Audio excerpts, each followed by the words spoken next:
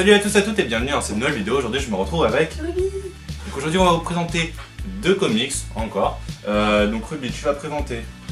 X-Files Archive, waouh, originalité. Et moi, Lobo and the Mask. Bon, aujourd'hui c'est Ruby qui commence. Donc aujourd'hui, en toute originalité, je vais vous présenter X-Files Archive, qui est donc la deuxième série X-Files qui est sortie chez Glénat il n'y a pas très longtemps d'ailleurs, qui est scénarisée par Petruchage et qui est dessinée par Charlie Adlard, donc le dessinateur de Walking Dead. Waouh.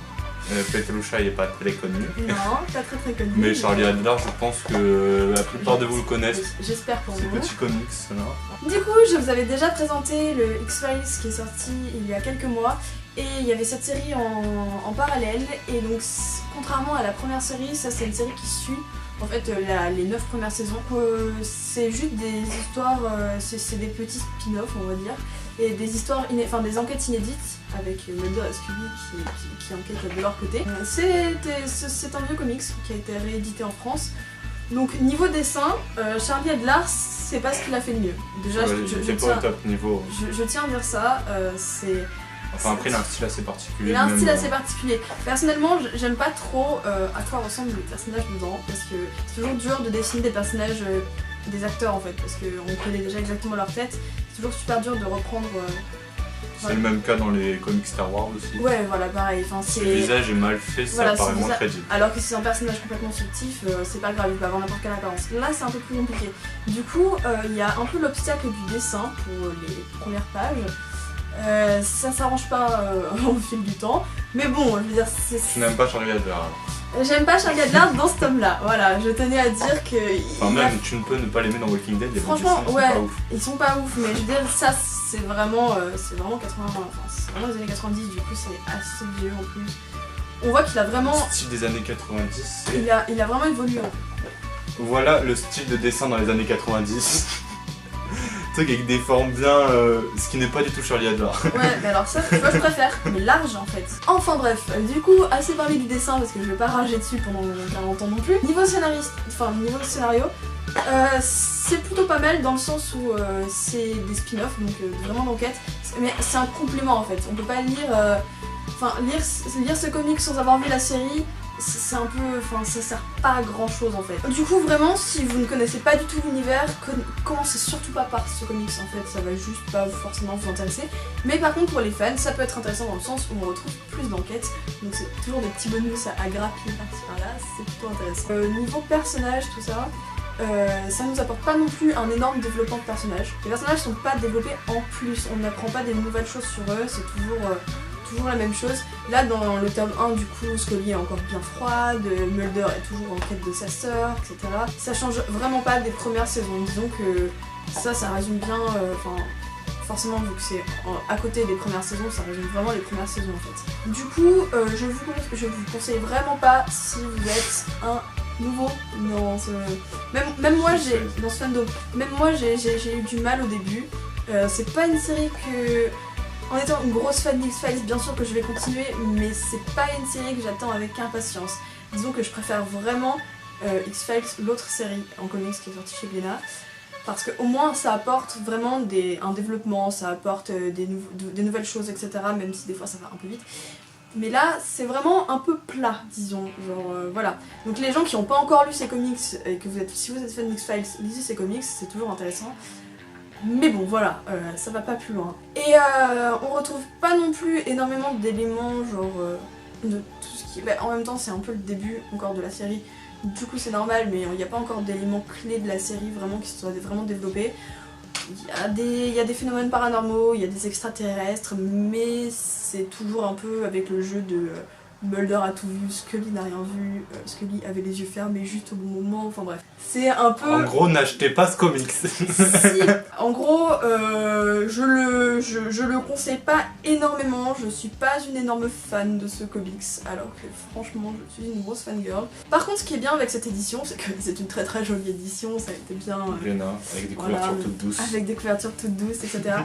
Ce qui est génial, c'est qu'il y a des illustrations à chaque chapitre de gens que j'adore, vraiment, les illustrations sont ouf.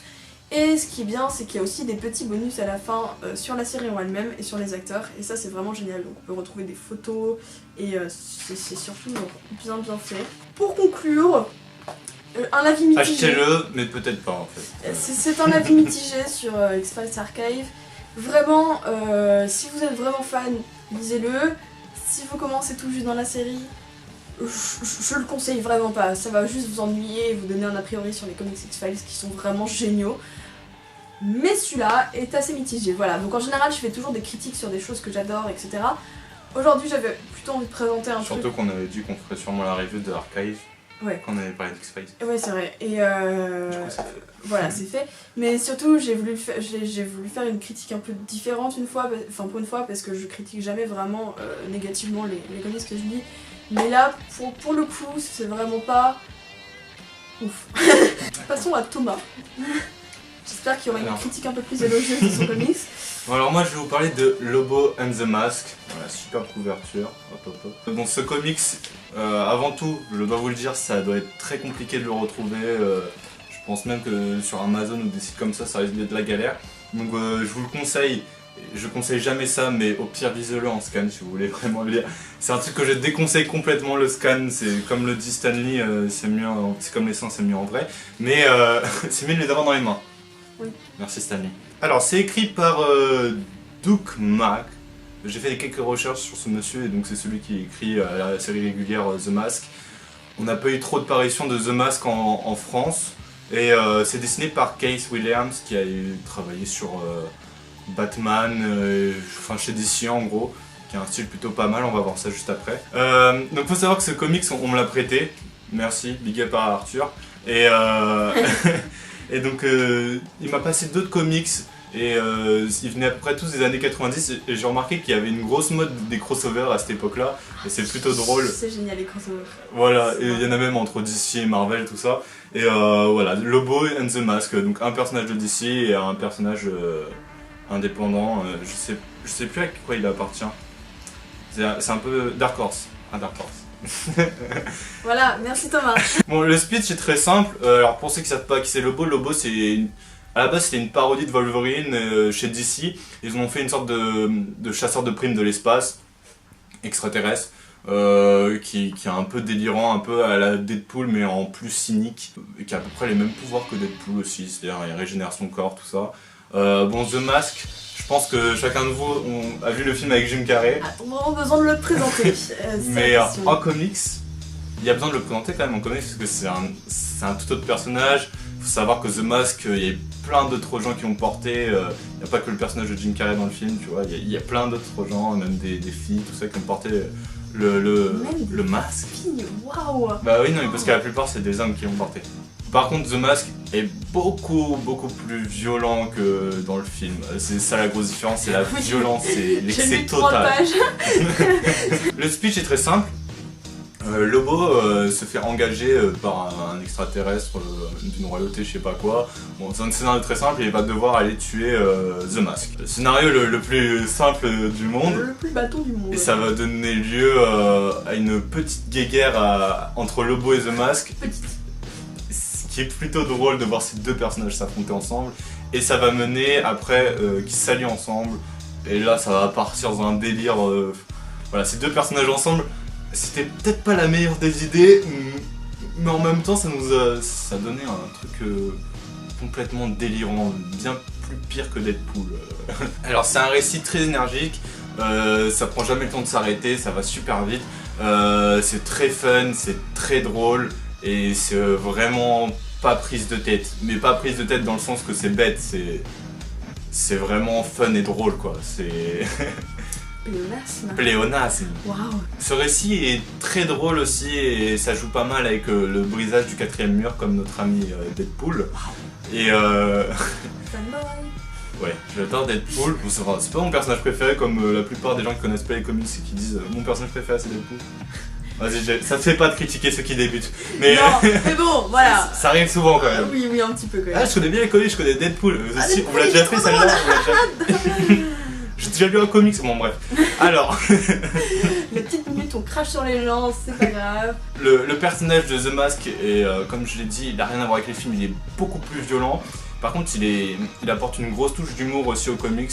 Il a un peu le même humour que dans le film en fait. C'est un peu le même style d'humour, c'est un truc très dynamique, très cartoon et c'est un humour qui me plaît beaucoup et un humour très très noir aussi comparé au film, bien plus noir. Sale un peu, sale un peu, sale un peu, sale un peu, sale un peu. Un petit défaut que j'ai trouvé, un petit reproche que je pourrais faire, c'est que... Qui es-tu pour faire des reproches? On va parler de ta review, hein. Lobo est un personnage très charismatique, mais je trouve qu'à côté de The Mask, il perd un peu en charisme et je préfère largement dans ce comics The Mask que Lobo, parce que The Mask il a vraiment une présence de fou, et même en termes de puissance, et il a beaucoup plus de possibilités que Lobo, et du coup je trouvais que Lobo se retrouve finalement un peu en rentrée, mais voilà, c'est un petit défaut, ça fait quand même plaisir de voir Lobo et The Mask ensemble, mais The Mask, bien que ça soit pas le personnage vraiment principal, on suit surtout Lobo plus que The Mask, mais quand The Mask est là, il prend toute l'ampleur du comics. Le dessin m'a fait beaucoup penser au style de Tony Moore, celui qui a dessiné aussi sur Walking Dead. Je trouve qu'il a un style qui ressemble plutôt à ça. Tout est lié, cette émission est liée. Et Kumpo Illuminati. C'est assez cartoony, il y a un gros délire visuel avec The Mask, parce qu'avec The Mask on a les possibilités de faire ce qu'on veut avec ce personnage, et du coup dans la mise en scène, vous savez quand un personnage sort un flingue, c'est juste un flingue, alors que The Mask quand il sort un flingue, c'est un flingue énorme qui va te balancer, pas des balles, mais des flingues. Je vois le délire, ça va beaucoup plus loin. C'est un gros trip en fait ce truc. Le dessinateur se laisse la liberté de dessiner tout ce qu'il veut, enfin l'auteur aussi se laisse la liberté d'écrire ce qu'il veut avec The Mask. Et c'est un gros délire de fou, enfin vous voyez les images actuellement qui vont passer. Et voilà, c'est les couleurs aussi ont quelque chose d'assez cartoony. Ouais, les couleurs sont géniales je trouve. Donc voilà, pour résumer, c'est un très bon titre. Je suis super content de vous présenter Lobo and The Mask parce que du coup c'est un titre un peu particulier que je vous présente aujourd'hui qui est pas forcément très accessible, mais je suis content de vous présenter un truc un peu original et ça sort du lot. Donc voilà, Lobo and The Mask, franchement, courez le... pas le lire en scan, mais ouais. Courez le lire en scan. Le lire en scan. Donc pour conclure, n'allez pas acheter... Si, alors pour conclure, allez acheter X-Files Archive si vous êtes fan d'X-Files et que vous aimez comme moi les petites histoires alternatives où il se passe pas grand chose. C'est juste des enquêtes, comme si c'était des épisodes en plus, mais sans le côté mythologie, sans le côté développement des personnages. Tu vas pas revenir sur ta revue. Non. Mais je suis amère, ok. J'ai besoin de... Voilà. Mais donc pour compenser de cette mauvaise surprise, voilà, lisez Lobo and The Mask. Waouh. Donc comme vous l'avez remarqué, j'avais brièvement parlé de ça durant la dernière vidéo, mais vu qu'au moment où je l'ai tourné, eh bien j'avais pas tout réalisé, même que là au moment où je tourne la vidéo j'ai pas encore tout fait. Il faut savoir que là les deux vidéos sont très proches l'une de l'autre en termes de tournage, c'est-à-dire à 3 jours d'écart, mais ça vous le verrez pas du tout. Et en gros comme vous l'avez vu, il y a un nouveau logo. Alors attends, je fais un truc que je suis en train de faire. Alors ici c'est l'ancien. Et ici c'est le nouveau. En fait on le voit pas, on voit pas tes mains, donc il faut que ça soit comme ça. Genre comme ça en fait. Je trouve que le nouveau fait beaucoup plus pro et plus moderne que l'ancien et plus travaillé, j'ai passé plus de temps. Oh. Et j'aimerais que vous mettiez des commentaires gentils dessus s'il vous plaît. Brice, c'est pas son petit cœur là d'artiste.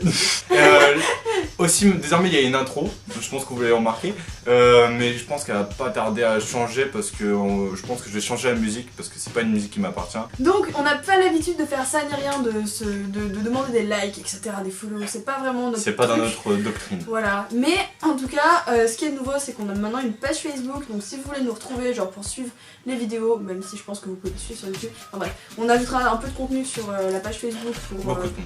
Il y aura plein de trucs. Voilà. Ça sera un peu plus des choses, on va mettre un peu plus de choses personnelles. Par exemple, quand j'achèterai un comics et qui m'a plu, je vous dirai, ah, tiens, voilà, où je pourrais faire des avant-premières de ce que je compte montrer. Et Ruby aussi, voilà. Ça sera un peu une sorte de blog, quoi. Du blog de la chaîne. Voilà. Donc si vous voulez suivre un peu nos aventures dans l'univers geek, venez liker cette page. Vous pourrez avoir de bonnes surprises je pense, parce qu'on parle pas forcément de tout ce qu'on aime dans les vidéos parce qu'on est obligé de s'en tenir à quand même un truc de constructif sur les comics. Donc forcément, il y a des trucs que vous connaissez pas forcément de notre fandom. Peut-être que vous allez aller voir sur la page et vous êtes là, oh mon dieu, pareil, moi aussi. Voilà. Peut-être que vous verrez aussi qu'en fait Ruby est une grosse fangirl bien pire que moi. Non, c'est pas vrai.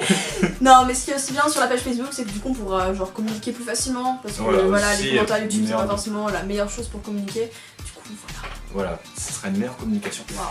Bref, c'était tout pour cette vidéo, j'espère que ça vous aura plu. On se retrouve la semaine prochaine pour une review de, je sais pas, on verra bien peut-être. Voilà. Salut. Et que la force soit avec vous. Toujours.